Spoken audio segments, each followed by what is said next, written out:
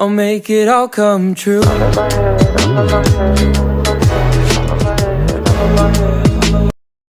आप सभी का इस वीडियो में स्वागत है। इस वीडियो में हम लोग क्वेश्चन नंबर 10 का सॉल्यूशन देखने जा रहे हैं हिंदी में। और अगर आपको इस क्वेश्चन का सॉल्यूशन इंग्लिश में चाहिए तो check out the link in the description. तो चलिए क्वेश्चन पढ़ते हैं।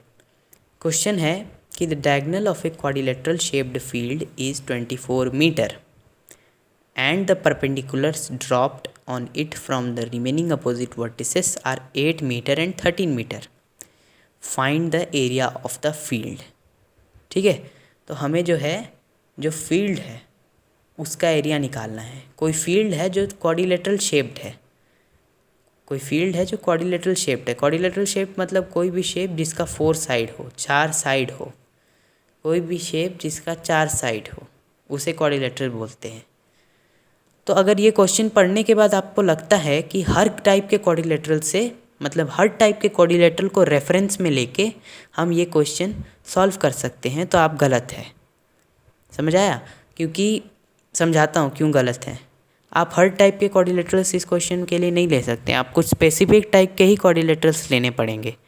जैसे अगर क्वाड्रिलेटरल शब्द आता है तो दिमाग में क्या आता है कॉमनली? क्वाड्रिलेटरल शब्द से रोम्बस होता है, और क्या होता है? रेक्टेंगल होता है, स्क्वायर होता है, ट्रेपीजियम होता है, पैरेललोग्राम होता है।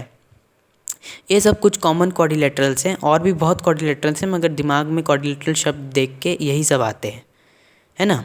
तो जो पहला सेंटेंस बोल रहा है क्वेश्चन का 24 मीटर है। एक डायगोनल जो है क्वाड्रिलेटरल फील्ड का 24 मीटर है। तो ये हर क्वाड्रिलेटरल में पॉसिबल है कि एक डायगोनल का लेंथ 24 मीटर हर क्वाड्रिलेटरल में हो सकता है। आगे जो है क्वेश्चन बोल रहा है कि परपेंडिकुलर ड्रॉप्ड है, मतलब परपेंडिकुलर कहीं से खींचे गए हैं ऑन इट। यहाँ पे इट से मतलब है इस वाले डायगोनल का, मतलब इस वाले डायगोनल के ऊपर परपेंडिकुलर कहीं से तो खींचे गए हैं। और उसका भी लोकेशन दे दिया कि अपोजिट वर्टिसेस से खींचे गए हैं। अपोजिट वर्टेक्स मतलब अगर ये डायगोनल है तो इसका अपोजिट वर्टेक्स होगा ये एक अपोजिट वर्टेक्स, और यहाँ का ये एक अपोजिट वर्टेक्स, 2 अपोजिट वर्टेक्स है। तो यहाँ से लाइंस खींचे गए हैं जो कि परपेंडिकुलर हैं। परपेंडिकुलर मतलब 90 डिग्री पर खड़े हैं इस डायगोनल के ऊपर, 24 मीटर लेंथ के डायगोनल के ऊपर। तो अब अगर हम देखें तो रोम्बस और स्क्वायर इन दोनों टाइप की क्वाड्रिलेटरल्स का और साइड्स इक्वल होता है कि नहीं? और इनका जो प्रॉपर्टी होता है कहता है, दोनों का बात कर रहा हूँ यहाँ पे, आप देखिए फ़िलहाल जो डायगोनल्स हैं उनको हम कहते हैं इन दोनों क्वाड्रिलेटरल्स में कि the diagonals are perpendicular bisector of each other. इस लाइन का ये मतलब है कि ये दोनों डायगोनल्स एक दूसरे से परपेंडिकुलर है, मतलब दोनों डायगोनल्स एक दूसरे को 90 डिग्री पर कट करते हैं। और बाइसेक्टर का मतलब है कि ऐसे कट करते हैं कि दोनों डायगोनल्स का इक्वल हिस्से में डिवाइड होता है, दोनों डायगोनल्स इक्वल हिस्से में डिवाइड होते हैं। का मतलब कि जो BO होगा, जो भी लेंथ BO का होगा वो इक्वल होगा DO के लेंथ के। ओके, जो भी लेंथ BO का होगा वो DO के लेंथ के इक्वल होगा। बट यहाँ क्वेश्चन में देखें, ये दो जो BO है वो परपेंडिकुलर है इस डायगोनल पे, और ये DO भी परपेंडिकुलर है। तो यहाँ क्वेश्चन में बोला है कि एक परपेंडिकुलर 8 मीटर है। तो ठीक है, हम मान लेते हैं कि BO 8 मीटर है। ठीक है, मान लिए कि BO 8 मीटर है। अब प्रॉपर्टी के हिसाब से DO भी 8 मीटर होना चाहिए, मगर यहाँ क्वेश्चन में क्या है? DO का लेंथ 13 मीटर गिवन है। 13 मीटर DO का लेंथ गिवन है, जो कि रोम्बस और स्क्वायर में पॉसिबल नहीं है। क्वेश्चन के हिसाब से रोम्बस और स्क्वायर में BO is not equal to DO। इसका मतलब दोनों का प्रॉपर्टी सेटिस्फाई नहीं हुआ। तो यही मैं कहना चाह रहा था कि इस क्वाड्रिलेटरल मतलब ये मत समझ लेना कि कोई भी क्वाड्रिलेटरल यूज़ कर सकते हो।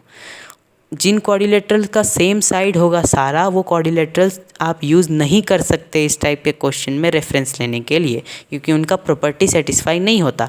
तो अब जब बात आती है बाकी बच्चे फुच्चे क्वाड्रिलेटरल्स की, जिनकी साइड इक्वल नहीं होते, तो अब इनमें से आप कोई भी क्वाड्रिलेटरल्स आराम से यूज़ करके ये क्वेश्चन बना सकते हो। कोई भी क्वाड्रिलेटर जिनके साइड इक्वल नहीं है आप बना सकते हो ये क्वेश्चन। तो मैं फ़िलहाल रेक्टेंगल ले रहा हूँ इस क्वेश्चन को सॉल्व करने के लिए। चलिए रेक्टेंगल जूम कर लेते हैं। ये आ गया हमारा जूम्ड रेक्टेंगल। तो चलिए अब हम स्टार्ट करते हैं समझना इस क्वेश्चन को। सपोज़ है ये एक अपोजिट वर्टेक्स, मैं यहाँ रिपीट इसलिए कर रहा हूँ क्योंकि जितने बार रिपीटेशंस होगा उतने बार दिमाग में अच्छे से चीज़ें बैठती हैं। तो ये एक डायगोनल है, तो ये होगा एक अपोजिट वर्टेक्स, ये होगा दूसरा अपोजिट वर्टेक्स। कर्सर पे ध्यान दीजिए। तो इस वर्टेक्स से एक परपेंडिकुलर लाइन खींचेंगे हम 13 मीटर का। इस वर्टेक्स से एक परपेंडिकुलर लाइन हम खींचेंगे 13 मीटर का। क्वेश्चन में बोला है एक लेंथ होगा 13 मीटर और इस वर्टेक्स से खींचेंगे 8 मीटर का परपेंडिकुलर। ये परपेंडिकुलर है, 90 डिग्री पर खड़ा है, ठीक है। 8 मीटर का लेंथ क्वेश्चन में यहाँ देख सकते हैं। अब अगर ध्यान से देखें तो ये जो डायगोनल है 24 मीटर लेंथ का, ये इस पूरे क्वाड्रिलेटरल को, पूरे के पूरे क्वाड्रिलेटरल को 2 ट्राइंगल्स में डिवाइड कर रहा है। ध्यान से देखिए, एक ट्राइंगल है ये ADC और दूसरा ट्राइंगल है ये A और ये और यहाँ, समझ आ रहा है। ये दूसरा ट्राइंगल है और ये एक ट्राइंगल है, ये जो ADC है। अभी फ़िलहाल अगर ADC ट्राइंगल में देखें तो इसका DO है हाइट, DO है इस ट्राइंगल का हाइट और AC है बेस। अब मेरे को कैसे पता चला कि DO हाइट है और AC बेस है? बेस तो सबको आना ही चाहिए कि ट्राइंगल है तो उसका बेस क्या होगा आइडेंटिफाई करना आना चाहिए। हाइट जो होता है वो बेस पे कोई लाइन ट्राइंगल के अंदर जो परपेंडिकुलर हो उसे हम हाइट कह सकते हैं ट्राइंगल का।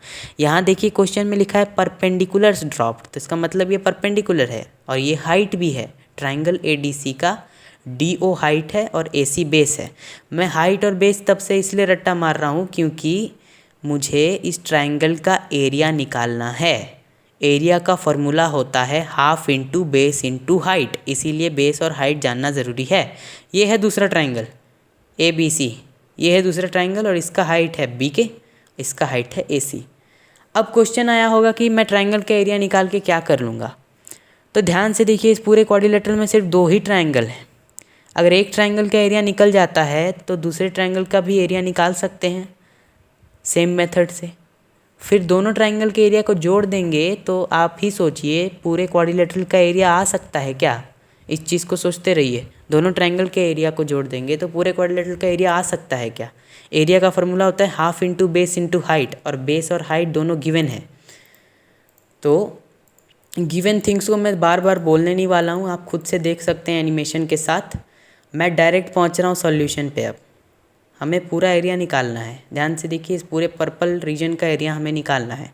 हम कैसे निकालेंगे एरिया को? ट्राइंगल्स में डिवाइड करके। ट्राइंगल का एरिया फॉर्मूला क्या होता है? Half into base into height. सबसे पहले ADC का एरिया हम निकालेंगे। बेस है ADC का AC, ये जो AC है 24 मीटर का क्वेश्चन में गिवन है। ये जो AC है ये ADC ट्राइंगल का बेस है, तो हम यहाँ बेस की जगह AC लिखे। और ये जो DO है ये है हाइट। अभी तो समझाया हाइट क्या होगा, 8 मीटर क्वेश्चन में गिवन है परपेंडिकुलर का लेंथ DO।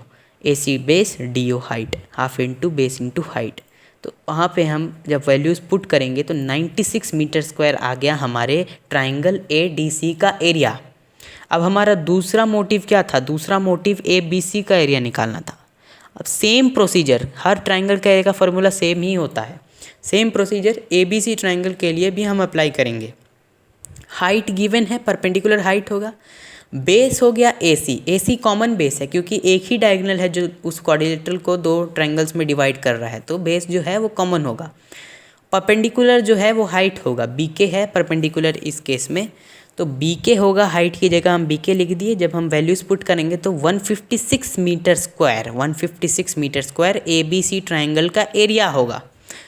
अब हम दोनों ट्राइंगल के एरियाज़ को, जैसे मैंने पीछे पूछा था, दोनों ट्राइंगल्स का एरिया, एक का 96 एक का 156 जोड़ देंगे तो हमारा रिज़ल्ट आएगा 252 मीटर स्क्वायर, जो कि पूरे क्वाड्रिलेटरल का एरिया होगा।